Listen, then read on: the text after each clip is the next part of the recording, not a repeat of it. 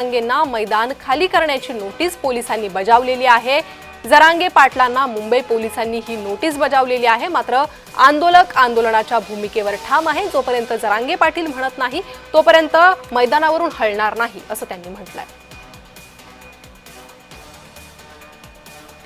तर आपल्यासोबत मराठा समन्वयक गंगाधर काळकुटे हे जोडले गेले आहे। गंगाधरजी, जय महाराष्ट्र मध्ये आपलं स्वागत। आपण पाहतोय एकीकडे मराठा आंदोलनावर, मराठा आरक्षणावर मनोज जरांगे ठाम आहे, उपोषणावर ते ठाम आहे आणि दुसरीकडे पोलिसांची ही नोटीस। तुमची प्रतिक्रिया? नाही, नोटीस देणं अतिशय चुकीचं आहे असं मला वाटतंय।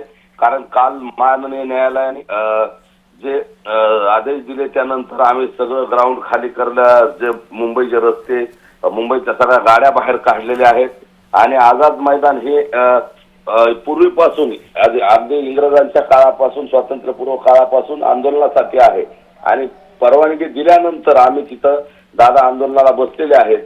आणि मला वाटतं नोटीस देण्यापेक्षा आंदोलन दादाला तिथं आझाद मैदानात करू द्यावं हे कोर्टाने सांगितलं। त्यामुळे पोलिसांनी नोटीस देण्यापेक्षा तिथली परवानगी दिली पाहिजे।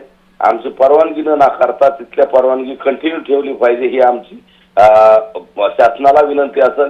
आणि आज 1 वाजता माननीय न्यायालयात पुन्हा सुनावणी, त्यात पुन्हा ही बाब आम्ही आमचे वकील साहेब असतील, आदरणीय मनोजदादा मांडतील आणि यावर सविस्तर आता मनोजदादाच बोलतील।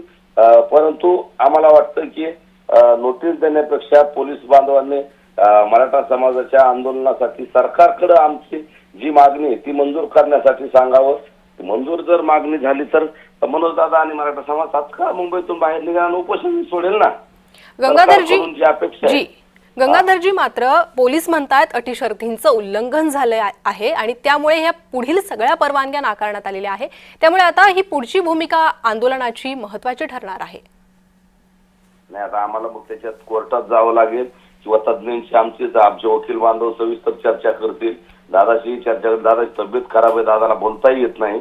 रात्री कोर्टाचा निर्णय आल्यानंतर दादांनी तसल्या परिस्थितीत उठून सगळ्यांना सांगून सगळ्या गाड्या खाली करायला लावल्या। आम्ही सगळेजण 1-2 वाजूस्तर फिरत होतो, सगळ्या गाड्या, सगळे रस्ते रिकामे करून दिलेत मुंबईकरांना।